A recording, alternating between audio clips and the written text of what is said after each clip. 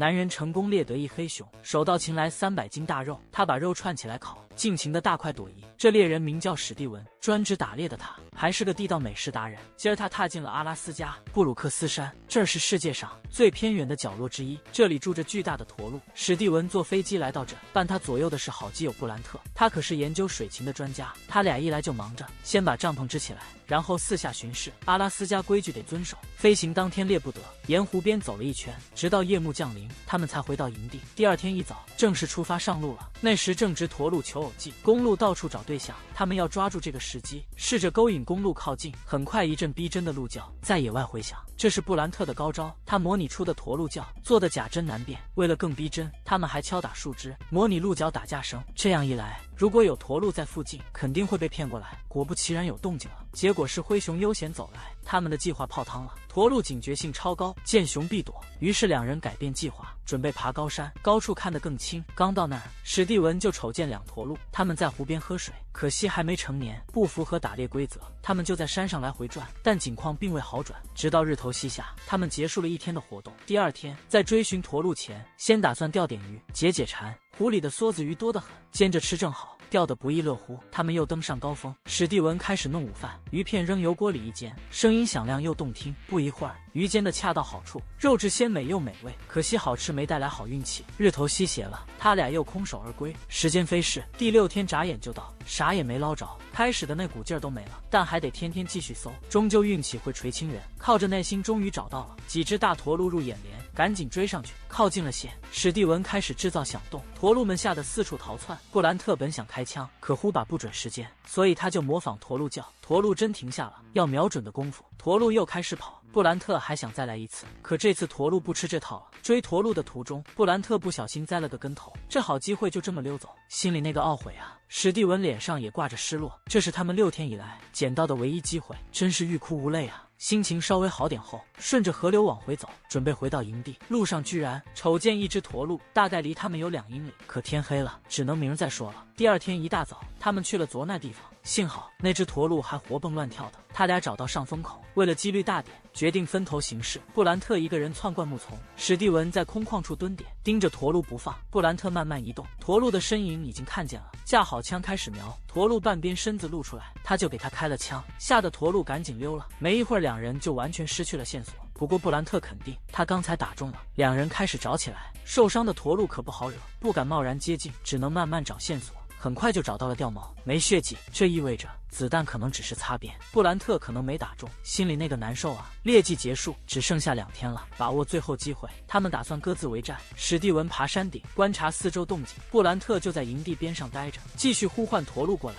运气终于眷顾到史蒂文了，他瞅见一只成年公驼鹿，这发现振奋人心。史蒂文立马往营地赶，但找不到布兰特的影子。此时布兰特也发现了驼鹿，正在追踪的路上。史蒂文为了不添乱，就待在原地不动。过了会儿，布兰特找到了驼鹿，就是天快黑了，只好等天亮再说。第二天一大早，2人开始传统的叫鹿，希望能吸引那只驼鹿。可1小时过去了，驼鹿还是没影。史蒂文就爬到高处，拿出望远镜找目标。他终于看到驼鹿了，可惜的是，那家伙跑远了几英里。史蒂文拿起鹿角，使劲呼唤，这招还真管用。驼鹿转过身来了，他就给布兰特打了个手势，让他快点过来。2人会师后，向驼鹿方向快速移动，边走边叫。2人共同努力下，驼鹿终于进入射程。这一刻等了好久，布兰特瞄了老半天。驼鹿停下的那瞬间，他毫不犹豫开了枪。看驼鹿还没断气，布兰特又补了一枪。这回驼鹿彻底倒下了。2人赶紧检查猎物，这只驼鹿真是肥硕。2人心里挺满足。等了1周，终于值了，稍作休息，他们迅速处理驼鹿，把肉分好装包，全部装进2个皮艇。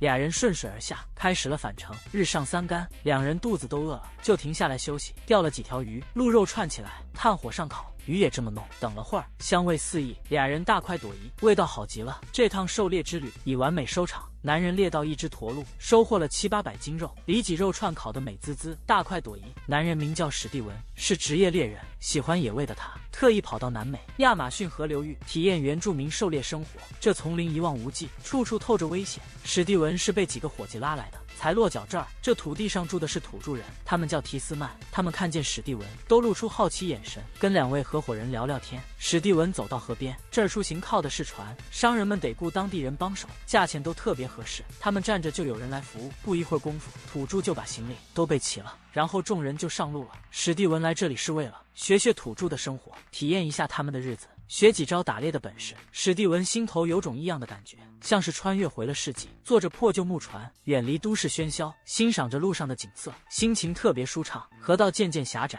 树干也越发粗壮，已经能看到山的影子了。他们停下来休息，抽根烟放松一下，大伙儿继续前行。昨夜雨水倾盆，今天河水混沌。史蒂文发现远处山峰耸立，那儿就是目标地，地头原始得很，就连提斯曼人也少有人涉足。当河流激流涌动，他们便停下脚步。一个村庄映入眼帘，他们打算在这再雇一名向导。村里的东西都用自然材料做的，史蒂文对此好奇不已。那拿着武器的家伙名叫阿尔贝托，是个猎经验老道的猎人。接下来的路，他要加入他们的小分队。他手里那是自做的弓箭，打猎全靠他，箭头种类多，看啥猎啥。无论是水里鱼、天上鸟还是地上兽，阿尔贝托秀了一手剑技，准得很。史蒂文也试了一箭，差得不远。语言不通那就瞎比划，只是相视一笑，他们就懂对方的想法了。笑声过后，重新上路。阿尔贝托装备简单，一个粮袋，一副弓箭，还有把旧猎枪。不过从临行前得先拜访个村子，这村叫帕切尼村。平日里这儿供应润滑油给车轮用。出于生意上的打算，他们准备在这儿稍作停留。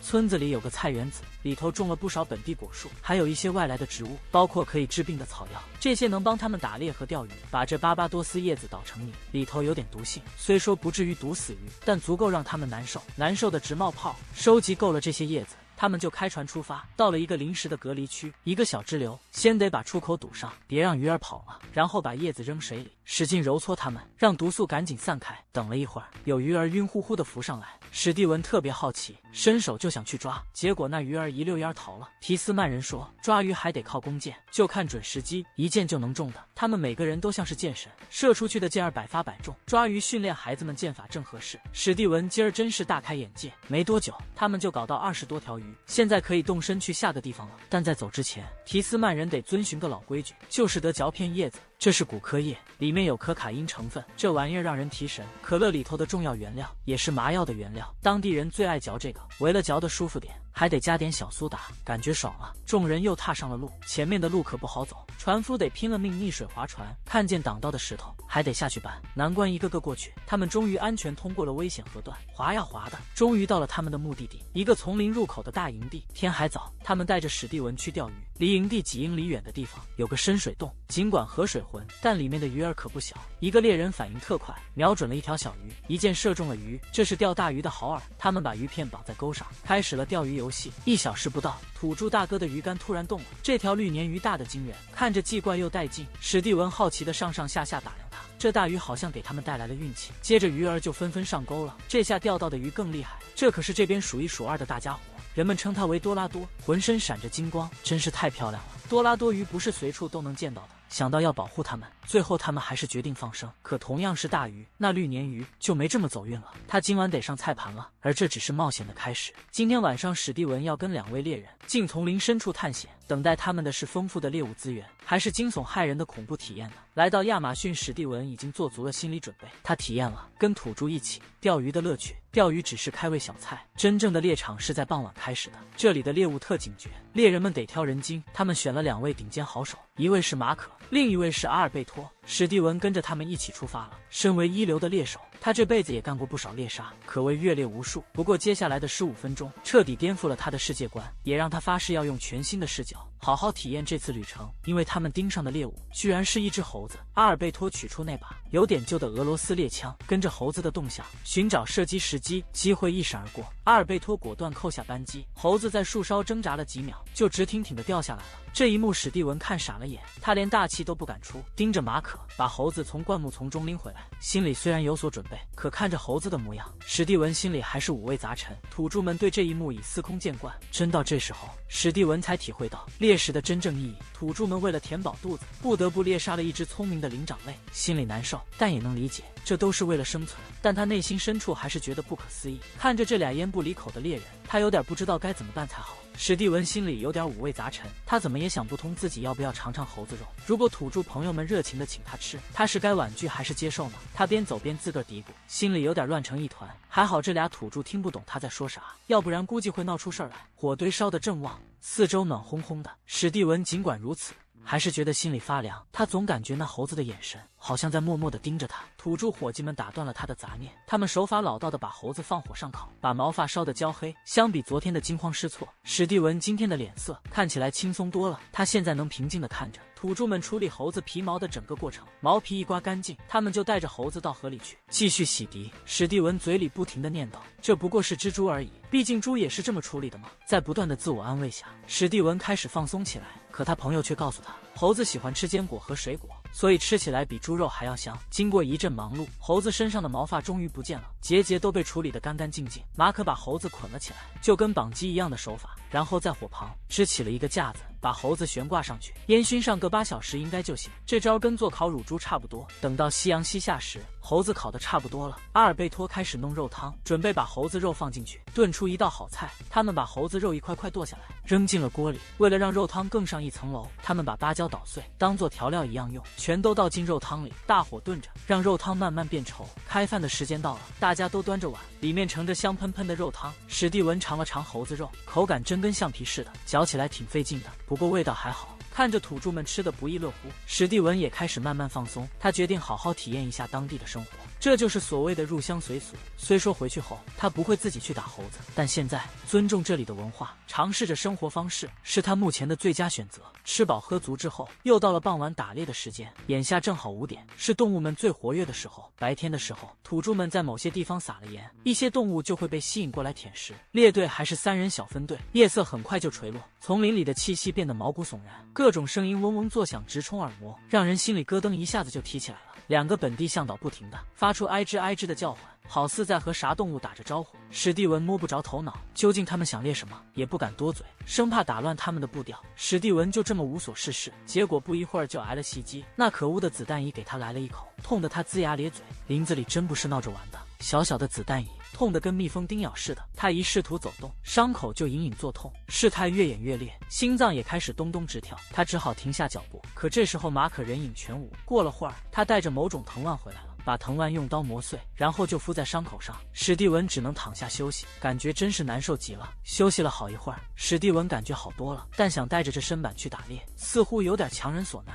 可他又辨不清回家的路，只得一瘸一拐地跟着，坚持到深夜。史蒂文的痛感减轻了，甚至忘了拿脚受的伤，但他的坚持终于有了回报。这波起伏跌宕的夜猎就要开演了。这片丛林很快就给他带来了意外惊喜，土著人南美风情，居然猎到了一只猴，还把猴子炖成了美味。这事儿让史蒂文吃惊不小，但为了随俗，他也尝了尝，有模有样体验着原住民生活。夜晚的狩猎就是他们的盛宴。史蒂文跟着2位猎人又一次深入丛林，各种声响再次充斥耳畔，无形中把那恐怖感拉满。3个人手电筒一晃一晃的找啊找，虽说见到附属这些小家伙，但土著兄弟们都没啥大反应。史蒂文自个儿琢磨，他们大概盯上了更大的猎物，他们语言不通，史蒂文只好把疑问深埋心底，安安静静跟在他们后头。偶尔他们也会手势沟通下，史蒂文大多时候也只能猜个8、9不离10。他心里猜测，刚才可能被骂了一通，可能是自己太业余，吓走了潜伏的猎物。土著兄弟俩已经切换成猎人模式，其中一个打了个手势示意史蒂文熄灯，气氛一下子严肃起来，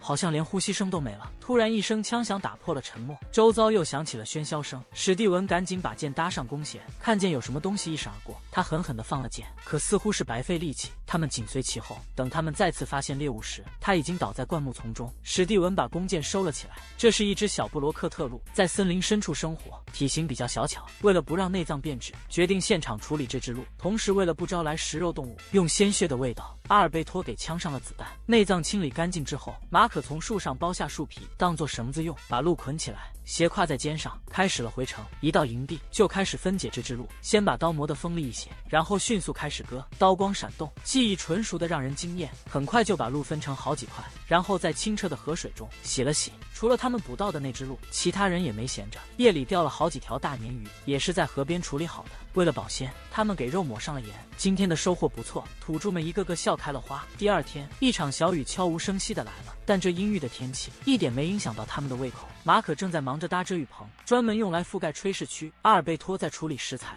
等火烧旺了，鹿肉和鱼头就上架了。鹿肉上还带着毛，他们说这么烟熏出来的味道会更正宗。可这和史蒂文的想法不一样，他觉得这样可能不太对，但作为客人，他还是选择了沉默，最大化的表现出自己对他们的尊重。而且他其实挺期待那是什么味道。不一会儿，史蒂文就拿到了一块鹿肉，上面抹了黄油，还放了好些盐，尝起来味道很鲜，非常好。意外的香，同时鲶鱼也变成炖菜了。处理方法和之前猴子肉差不多，看来芭蕉是这儿最重要的配料，两者一混合，就像粥那么浓稠。他们几个开心的大吃特吃。吃完早餐之后，他们又出发了，准备去钓点鱼。这条支流特别清澈，直接能看到水里的鱼。现在是考验箭术的时候，马可轻轻瞄准后就放箭，居然一箭穿心。史蒂文也不想落后，可惜他的箭术就那么回事。这一幕挺有意思，却让两个男人更近了。他们一边笑一边继续前行，虽然语言不通，但共同的爱好是狩猎，这已经足够让他们交流。看马可每箭必中，史蒂文也被激励了。尝试了3次之后，他终于射中了一条鱼。等到雨过天晴，能见度更好了。这河鲤鱼到处都是，两人越打越勇，连史蒂文也有了不错的战果。两人满意的踏上了回家的路。今天是他们在营地的最后一天，准备搞个大宴会。那些刚钓的大鱼派上用场了，撒点盐就直接烤。他们钓鱼的时候，其他猎人抓了几只大鸟，把鸟拔毛去皮，切好了腌进辣椒酱，然后加点水炖成一锅菜。鹿肉经过一整天的烟熏，已经味道十足。每个人都有自己的活，大家忙着弄这些好吃的。营地里香味四溢，准备好一切之后，就可以坐下来大快朵颐了。每个人都出了力，这种兄弟般的情谊让史蒂文感动极了。虽然接触不过几天，但他对这些淳朴的人有了深刻的认识，对他们的美食更是赞不绝口。马可吃得兴高采烈，忍不住哼起小曲，把宴会氛围推到高潮。史蒂文对这次旅行大为满意，这次他度过了相当难忘的时光，以至于离开时一点都舍不得走。男人们穿梭于荒野，寻觅那新鲜的食材，炮制出种种佳肴。史蒂文是他的名，职业猎人一枚，同时兼职美食通。今天他踏足德州广阔的平原，目标是沙丘鹤几只。在150年前，此地草原繁茂，野牛群聚成群结队。然而过度采掘和猎捕让草原和野牛消失，取而代之的农作物、小麦、棉花还有高粱，吸引了成群沙丘鹤，这里成了他们的冬栖地。陪他同行的是罗尼，驯狗高手来也，打猎经验25载。邀请他俩的是生物家埃德，专注鸟研究和鸟类保育工作。这次诱捕行动为他们备下沙丘鹤假模型，木头泡沫填其内，真鹤披裹其外，仿制的惟妙惟肖。来到地头凌晨时，驾车抵达猎场，开始了准备流程。地上摆放鹤模型，搭了几个藏身处。他们忙碌完毕，天也亮了起来。秦影出现于天际，急忙隐蔽自己，等待着耐心的禽类群聚习性。如果他们瞧见地上有同类，忍不住要加入，就正好落入猎人圈套。他们满怀信心等候，可鸟们没落套。对猎人的召唤，他们竟冷眼旁观，只是从空中飞过。猎人只得苦笑。新的鸟群飞临，他们也不愿降落，高度实在太高，猎人只能眼睁睁。接下来几小时，一群接一群鸟过，都在射击范围外。就在人快睡意沉沉，终有低飞的鸟群，他们立刻坐起，朝天空连番开枪，抓住这机会难得。从气势来看，他们好像拿下了，然而结果根本不是那么回事。两人不禁面面相觑，这么多枪发射，竟然一鸟未中。尴尬的空气没挂多久，天又飞来3只鹤，目标少点性更集中。史蒂文和罗尼俩人各自射中一只，乐坏了，捡回烈火。沙丘鹤肥嘟嘟的，白天的光线快没了，决定今天就此打住，明早再来干活。第二日一大早，他们打算试个新的躲藏办法，还是先定好模型，然后钻进沟里，身上盖点干草，这样藏得更深。可是雾来搅局，像是在说别伤害大自然的精灵们，只好等雾散了。意外的是，一群鹤朝他们这飞来，而且位置还很低。史蒂文手开记录，一只鹤栽了下来，其余鹤也跟着落。枪声开了锣，鹤儿纷纷坠地，其他沙丘鹤也纷纷落草。枪声此起彼伏，他们射得不亦乐乎，狩猎成果满满。众人有点饿，拿出烤架来，准备来个午餐。另一边头，埃德发现了射下的鹤腿上有个标记环，这是动保组织为了跟踪候鸟路线打的一个标记。打了电话去，报了串数字，对面查了，告诉他们这些是12年前在阿拉斯加做了登记的鹤，现在可以合法狩猎，不会有罪。而他们的来电帮他们记录了迁徙数据，所以动保局要给他们颁奖。正经事办完，开始弄饭去。鹤身上割2片，撒橄榄油和调料，烤架上安排。过不了多会儿，翻面检查一下，确认熟透了，小刀切成块，咬不住的吃起来，软糯香甜，味道正点。好像要化了似的。史蒂文美滋滋，这肉味道有点怪，跟鸟肉不太像，简直嫩得跟牛肉似的。第二回合，他们蹲回原地，接着守株待鹤。天又是一片灰蒙蒙，谁知这倒帮了大忙，让他们更好的隐身。过了没多会，鹤群又飞来了，几个哥们站起身而齐齐开火。3下2下收获了3只，幸运似乎还没用光，鹤群接踵而至，他们使劲秀枪法，一只跟着一只的砸下来，最后人人都大包满载，收成够了，真够了。他们打包好所有的战利品，往农场赶回去。现在该是吃货时间了，他们利索的剥皮，把鲜嫩的肉取出。史蒂文开始露一手，他打算做美味的烤串，肉和心脏全都串起来，还有就是串了几串蔬菜，然后拿黄油加柠檬辣椒调个味，涂在肉串上头，最后撒点盐椒粉。烤的时候得一直刷黄油，因为野味油脂不足，烧烤的时候少油。没多久，香喷喷的烤串就好了。他们边吃边夸，笑开了花，感觉整个世界都温暖了。这画面美得记一辈子。他们过了个难忘的好夜晚。这些牛魔王式的动物叫做射牛，有猎人盯上他们了。枪响的一瞬间，射牛就像发了疯似的跑，那场面真是惊心动魄。在阿拉斯加的野外上演，史蒂文这猎人不简单，全职的，而且还是个吃货。今儿他来努尼瓦克岛拜访这岛上的因纽特人，这村子是岛上的唯一，居民稀稀拉拉，不到200。他们靠猎为生，猎鹿啊，捕鲑鱼啊，摘浆果呀，还有猎海豹和海象什么的。冬天还得搞点大动作，那就是追猎射牛这活，外面来的人也能凑一脚，不过得试试手气摇号，中签几率也就那么点，运气好真中了，还得雇个本地向导带路。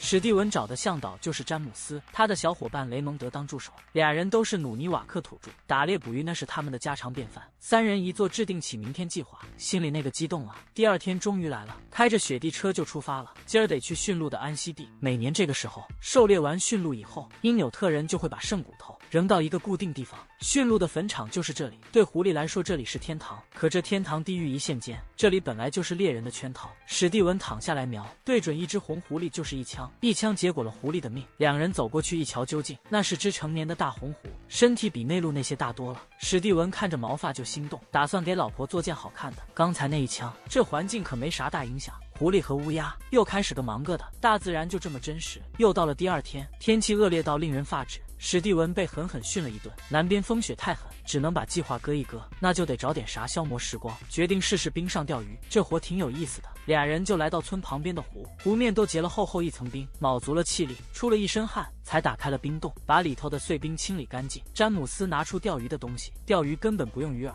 因为这钓具能转，铅坠子五彩斑斓的，鱼儿就喜欢这亮晶晶的，自己就会上钩。史蒂文半信半疑看着，詹姆斯一拉就是一条，史蒂文看傻了眼，竟然真能钓上鱼。史蒂文也按捺不住，自己也来了一把，他的钓技也挺厉害的，马上就钓起了一条小鱼，这让史蒂文越来越兴奋。他已经彻底喜欢上钓鱼这活，一条接一条的小鱼被他钓上来，痛痛快快地享受了一番。心情大好的史蒂文带着今天的收获回家了。詹姆斯掏出了一瓶海豹油，往盘子里倒了些。史蒂文忍不住赞叹了一声，闻着有股淡淡的香味。詹姆斯用小刀把鱼片了，史蒂文蘸了点海豹油，开始尝试。这对他来说完全是新鲜体验，味道微甜，刚开始有点不太习惯，但是越吃越觉得好吃。詹姆斯跟他说，在阿拉斯加生活，海豹油是生活中不可或缺的，如果只吃鳕鱼，就算吃到肚子撑破，还是会感到冷，加了海豹油才能暖和，才能健康的生活。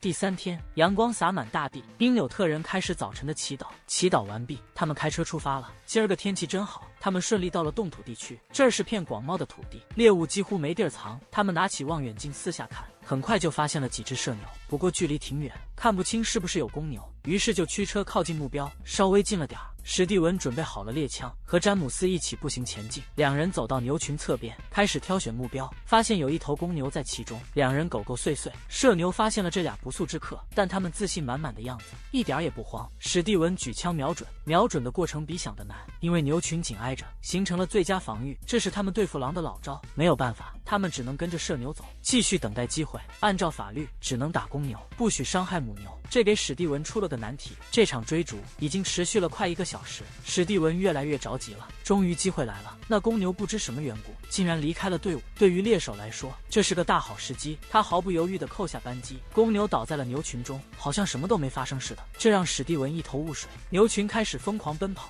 史蒂文紧跟其后，牛群稍停，他又开了一枪，牛群又开始奔跑起来。这回事情的走向有点不同，只看到那公牛摇摇晃晃的栽倒了。史蒂文走上前去检查下猎物，近距离的你才能真切感觉到射牛的壮实和雄伟，它那毛发特别的松软，看着就让人想摸一摸。詹姆斯觉得这是只8岁的公牛，正当壮年，3个人合力才把它翻过来，然后开始解剖工作。这牛肉质满，脂肪足，光看它那脂肪就知道平常吃的可真不错。忙活了一阵子，公牛终于被他们处理干净，带着这些收获，他们就往家的方向走。下一步是美味环节，先把牛肉切成片，再处理下各种配菜。准备好了之后，牛肉就倒进锅里炒起来，然后加点调料，最后把配菜也倒进去。他们打算做到炖菜。过了一会儿，一揭锅盖那一刻，香味就四溢开了。牛肉铺在米饭上，看着就让人食指大动。几位痛快的开吃，牛肉的口感真不错，味道挺对胃口。这次体验真是太爽了，史蒂文特别满意。史蒂文的阿拉斯加游满是精彩纷呈，瘦了一头射牛，